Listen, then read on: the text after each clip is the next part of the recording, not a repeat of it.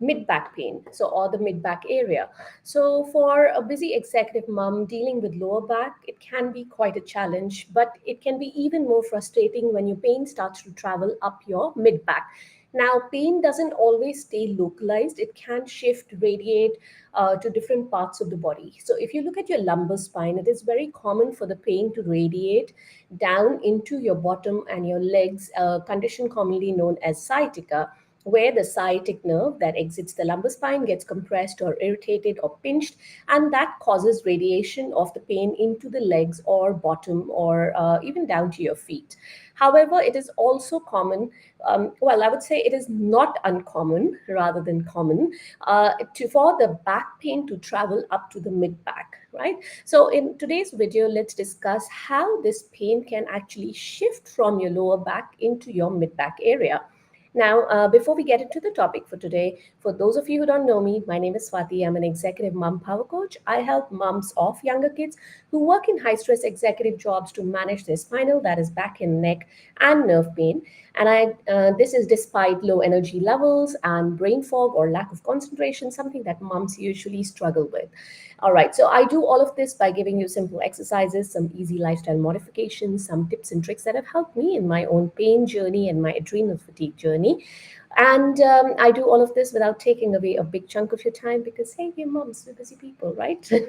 So let's get into the topic for today, which is, can your lower back pain travel or move or shift up to your mid back? Now, one of the main reasons for this pain migration or this movement of the pain is overcompensation. So this is a very mechanical kind of explanation. I mean, mechanical in terms of, this is not that the inflammation, okay, let me just reverse, go back a little.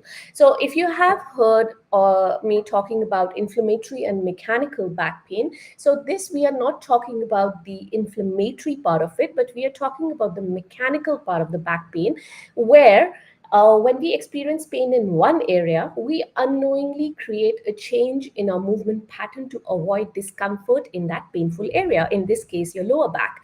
Now, it is common with lower back, when you are in pain, especially extreme pain or chronic pain, you tend to get into a poor posture. Not all of us can maintain a good posture when you're in pain, right? Posture is the last thing in your mind, probably. You want to just fix the pain. Anyway, so it is common with lower back pain to get where you have prolonged poor posture, which causes muscle strain. It can cause the next segment, that is the segment above, which is your thoracic spine or your mid-back area, to take extra stresses, as in physical stress, and that can lead to a mid-back pain. So, do you see how this is compensatory? Because your lower back is in pain, it is in a poor posture, this mechanical problem here in the lower back is actually shifting up to the mid back, because the body has to compensate somewhere. You can't just have a stiff lower back or a painful lower back for a long period of time and not expect it to move either down into the legs because of nerve compression or up into the mid back because of the overcompensation or the compensatory mechanism of the body, because you got to move your back, right? If you're moving around, even if you're in bed and you're lying, say, on your side, on your back, you're changing positions, you need to have that movement in your back. Now, just looking at my notes here. Yeah.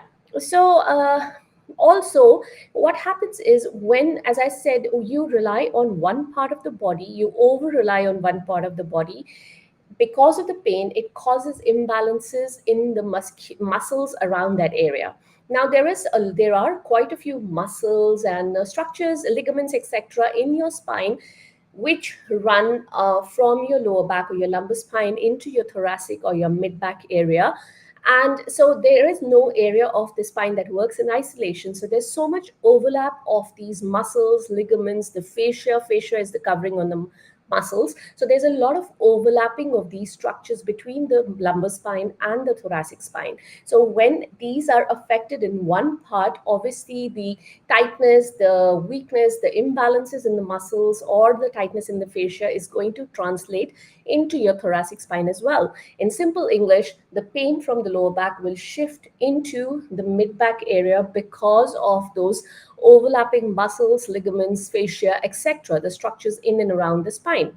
So, basically, remember that it is very common for your mid back to get that pain once you have the lower back pain. So it's not something to be very alarmed about. Of course, you can go to your doctor, get it checked out, but usually these are the causes of your mid back pain that originates from your lower back pain. Now, of course, if you want to know more details, you can read this blog that I have written on this topic, where I also cover two quick and easy tips to manage your mid back pain. It's not as difficult as it seems, so it can be managed with these easy home hacks that you can do in less than 5 minutes. Okay, so also in that blog I have left a free guide for you, which is how can you manage your mid back pain when you're sitting, because most of us get that mid back pain when we are sitting or standing, or basically up and about, and not when we're sleeping. Anyway, have a look at that guide. It has a couple of points that might help you, and I will leave a link in the description of this video to the blog that has this free guide, these videos, and some more information about mid back pain and lower back pain. I hope this was useful for you. If you have any questions, any comments on today's videos, do let me know and I will be happy to help you out. Alrighty, I'll see you guys next time. Bye for now.